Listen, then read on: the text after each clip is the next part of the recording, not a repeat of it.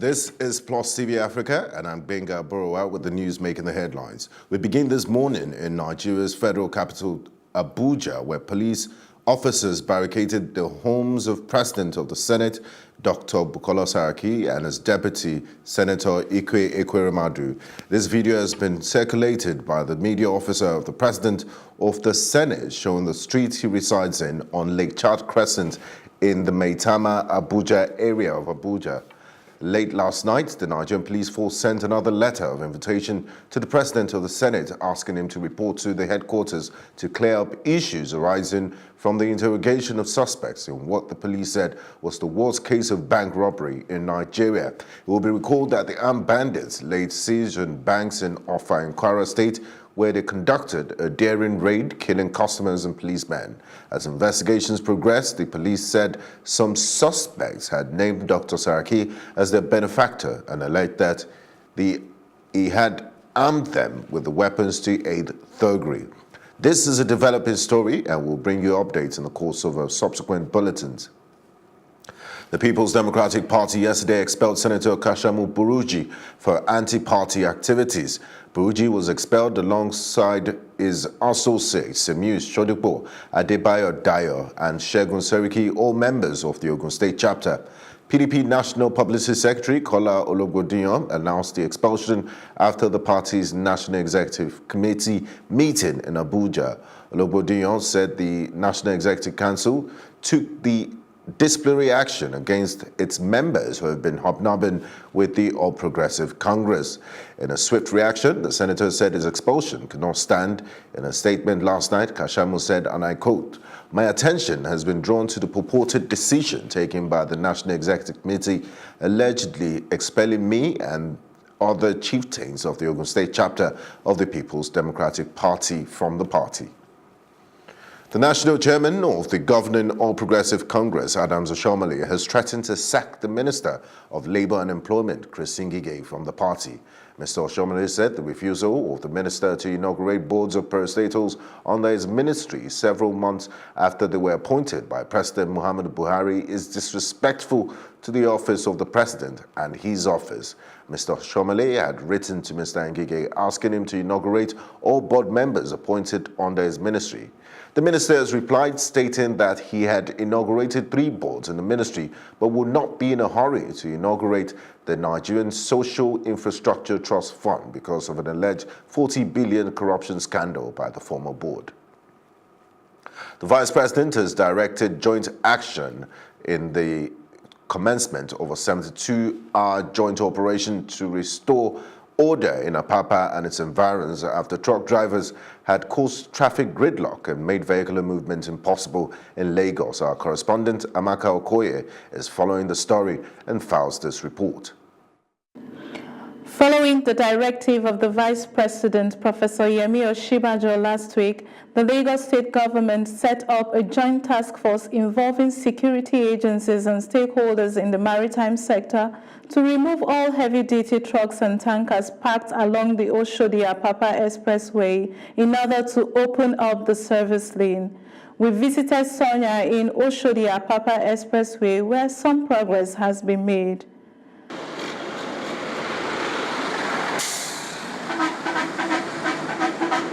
The Nupeng Lagos Council Chairman, Comrade Tayo Aboyeji, talks about their cooperation with the government and the work being done on decongesting traffic. We'll just identify some unused spaces around us, like Lily Pond at Jora, Capital Tanker Park.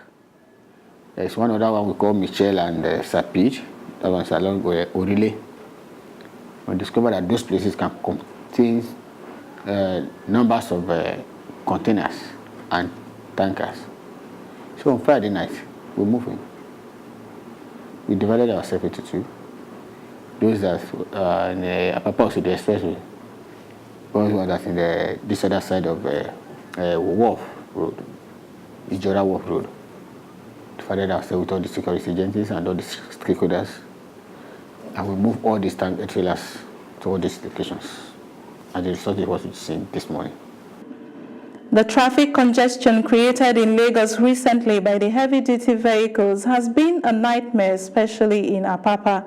Security officials on ground who spoke to us off camera said they have been working since the directives came to ensure traffic flows freely and eventually get the traffic snarl up off the road completely.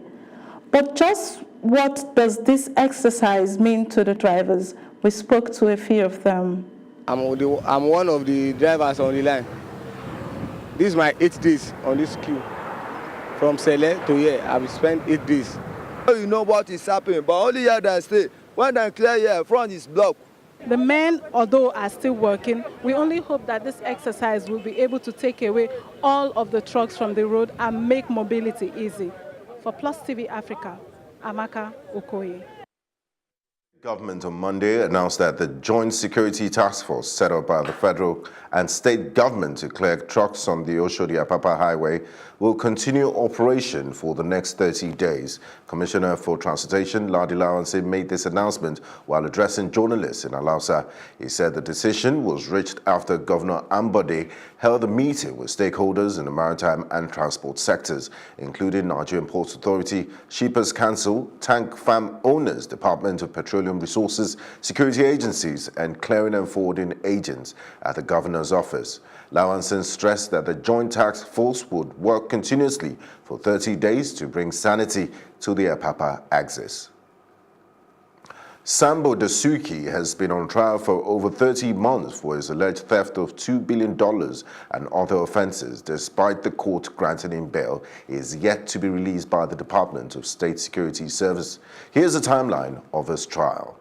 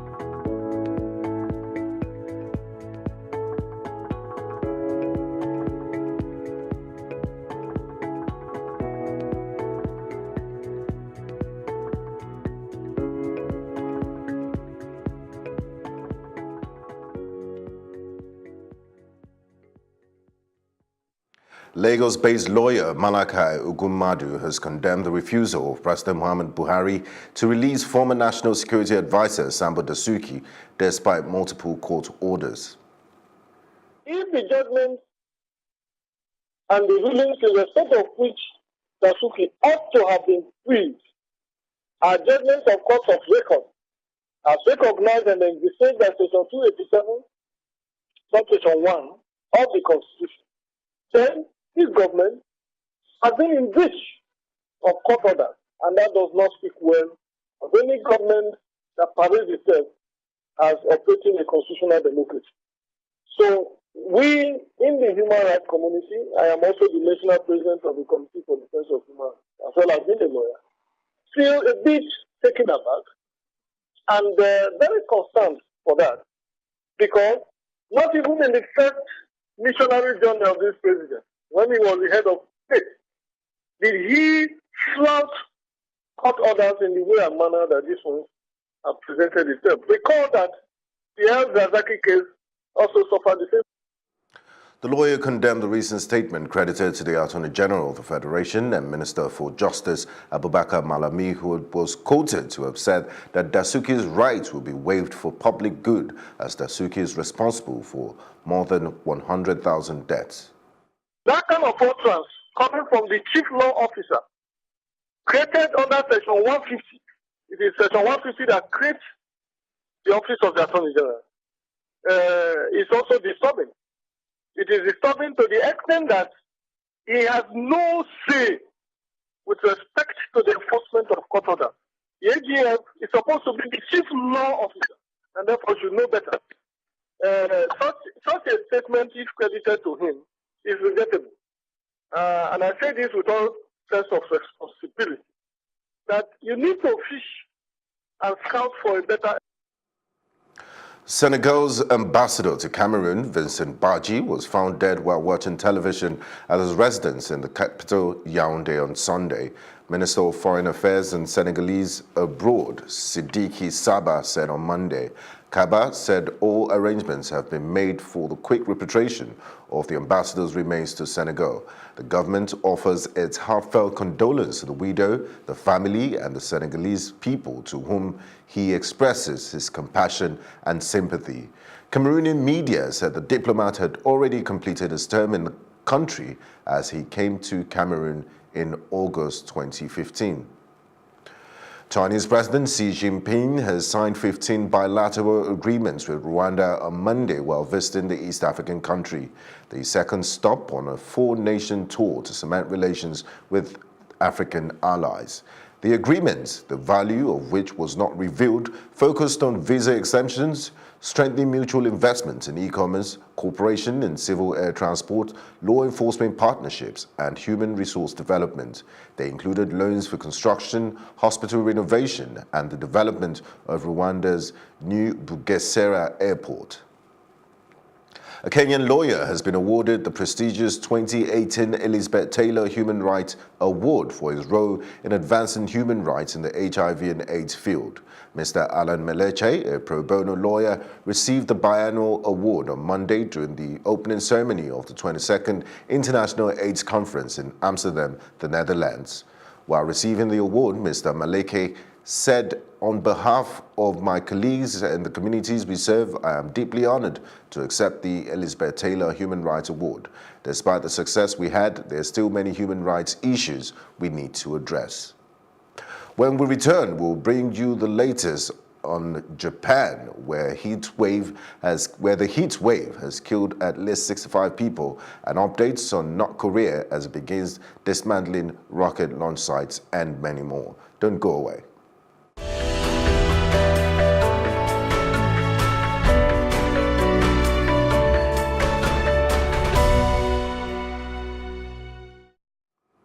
And on the foreign scene, government officials have announced on Tuesday that an unprecedented heat wave in Japan has killed at least 65 people in 1 week. The weather agency has classified the record-breaking weather as a natural disaster. According to a statement released by the Fire Disaster Management Agency, in the week to Sunday, at least 65 people have died of heat stroke, while 22,647 people were hospitalized. Both figures are the worst ever for any week during summer since the agency began recording fatalities resulting from heat stroke in July 2008, an agency spokesman told the press. At least 50 people were found dead in wildfires burning in the Attica region around Athens, in Greece's worst fire crisis in more than a decade. According to the Red Cross, 26 bodies were found in the yard of a villa in the seaside village of Marti, which is at the center of the disaster. As part of a huge rescue effort, emergency workers used boats and helicopters to evacuate a beach. North Korea appears to have begun dismantling parts of a key rocket launch site in the country's northwest. Satellite images of the Sohae station seen by the US-based monitor group 38 North Korea suggests 38 knots suggests Pyongyang is complying with the promise made to the US in June. United States President Donald Trump said North Korea's leader Kim Jong-un had vowed to destroy an engine test site, but did not specify which one. Pyongyang has maintained that Sohae is a satellite launch site, but U.S. officials suspect that it has been used to test ballistic missiles. We'll go on a quick break, and when we come back, we'll bring you business news.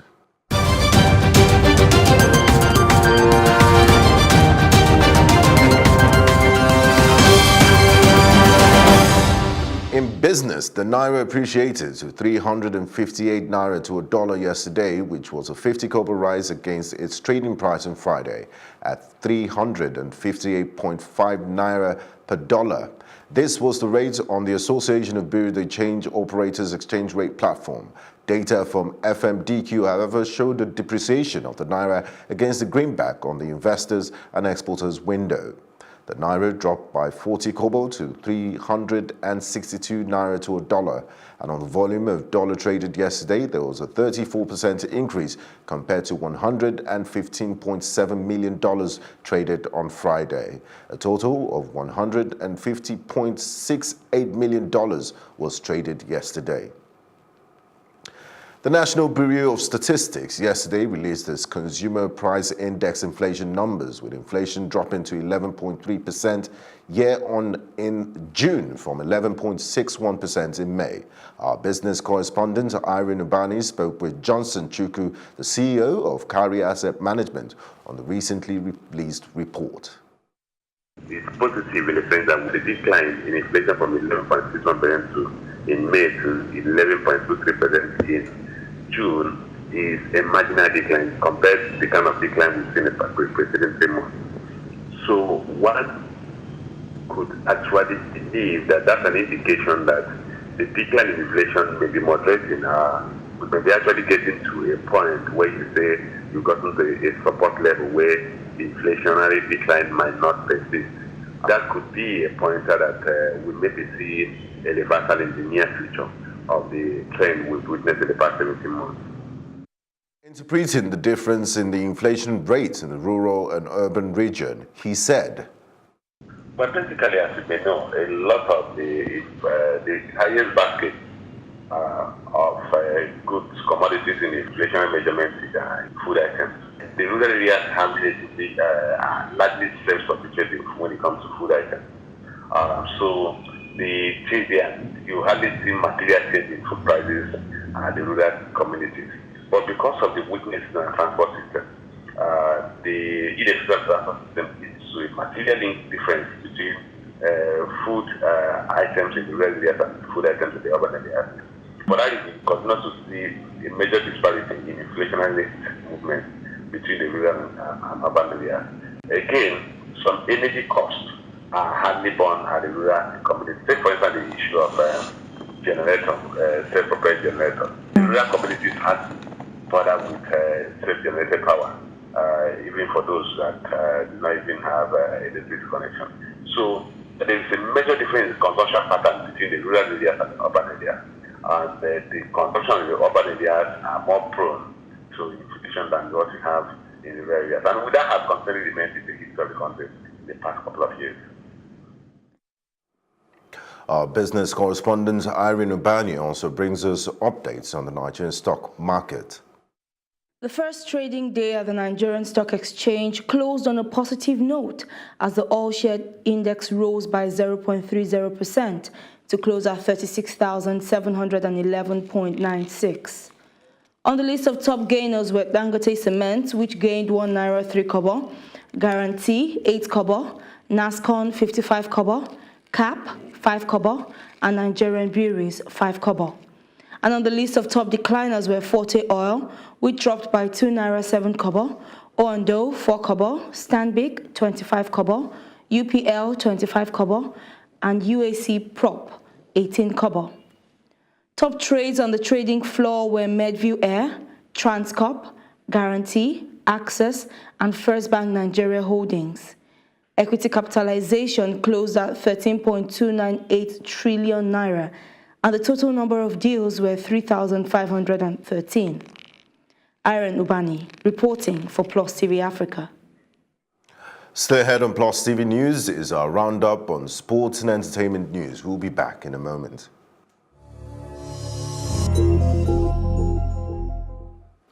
In entertainment, a Nigerian author by the name of Anyete Isong has won the UK's biggest literary prize fund, the 2018 Makiteric Prize, for his debut novel Radio Sunrise, and he's the first Nigerian to win the prize since it was established in 1990. The Makiteric Prize is overseen by the Society of Authors and celebrates the first novel by a writer over the age of 40. The prize was received in London on the 19th of July and was presented to Anyete by the English broadcaster and actor Stephen Fry. Anyete, who is brother of well-known Nollywood director M.M. Isong, has received the £4,000 prize money and says he's pleased to be named winner of the prize. He has been invited to speak at the Marlborough Literature Festival in the UK in September.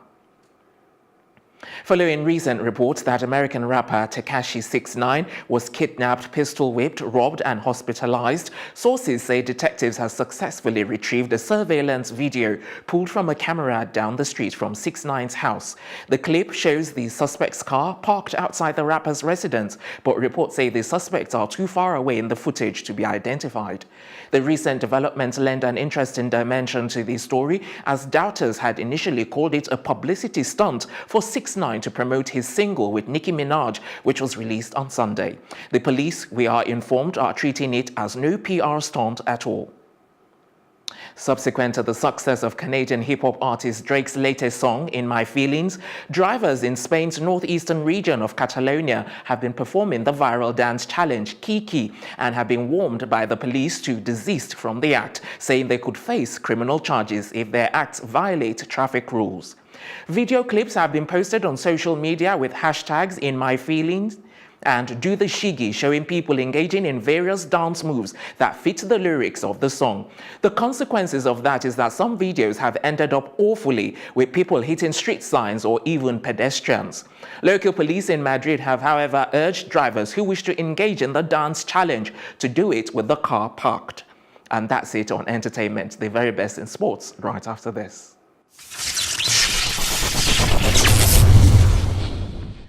Hello and welcome to Sports Update on Plus TV Africa. I am Udoka Njoko. Straight to transfers now. Chelsea have rejected a £65 million offer for Willian from Barcelona, but may agree to sell at £70 million. The Spanish champions made their third bid, which includes add-ons, over the weekend, and the midfielder is understood to be keen to go. And Maurizio Sarri, who would like Willian to stay, and that is reflected in Chelsea's asking price for the 29-year-old. And Barcelona believe that talks are still advancing and that a deal can be struck soon.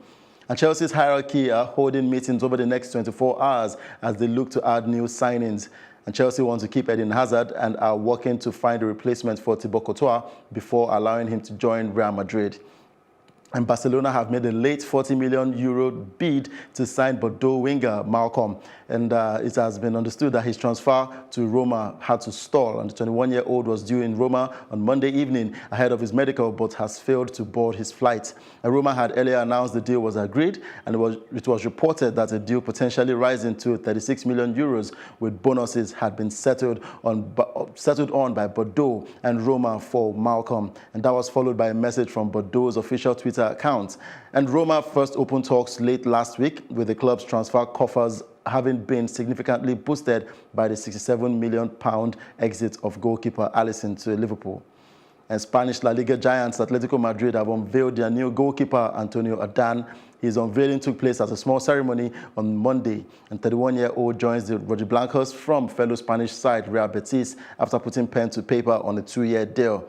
Atletico Madrid paid €1 million for him with a year left on his Real Betis contract.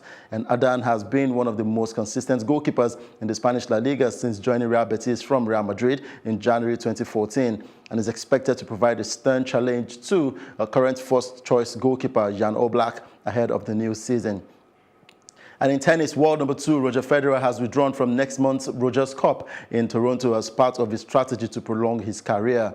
And Federer has played 7 singles events so far this year as he managed his workload. He became a 20-time Grand Slam at the Australian Open in January and also won titles in Rotterdam and Stuttgart. But the Swiss lost in the finals at Indian Wells and Hill and was beaten in the Wimbledon quarterfinal by finalist Kevin Anderson. And 9 of the top 10 ranked players in the world, including Rafael Nadal and Wimbledon champion Novak Djokovic, will play at the ATP World Tour Masters 1000 event starting on the 4th of August. And Federer was beaten in the final of last year's tournament in Montreal by German Alexander Zverev. And that's it on Sport Update on Plus TV Africa. I am Udoka Njoko. And that's our news roundup of events. We'll be back later with more stories making the headlines. Do join us. I am Benga Aborowa. Have a nice day.